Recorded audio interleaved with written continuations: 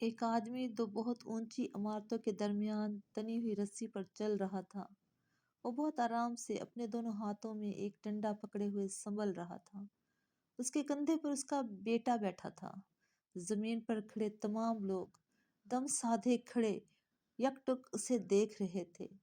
جب وہ آرام سے دوسری عمارت تک پہنچ گیا تو لوگوں نے تالیوں کی بھرمار کر دی اور اس کی خوب تعریف کی۔ اس نے لوگوں کو مسکرا کر دیکھا اور بولا، کیا آپ لوگوں کو یقین ہے میں واپس اسی رسی پر چلتا ہوا دوسری طرف پہنچ جاؤں گا؟ لوگ چلا کر بولے، ہاں ہاں تم کر سکتے ہو۔ اس نے پھر پوچھا، کیا آپ سب کو بھروسہ ہے؟ لوگوں نے کہا، ہاں ہم تم پر شرط لگا سکتے ہیں۔ اس نے کہا، ٹھیک ہے، کیا آپ میں سے کوئی میرے بیٹے کی جگہ میرے کندھے پر بیٹھے گا؟ میں اسے بحفاظت دوسری طرف لے جاؤں گا۔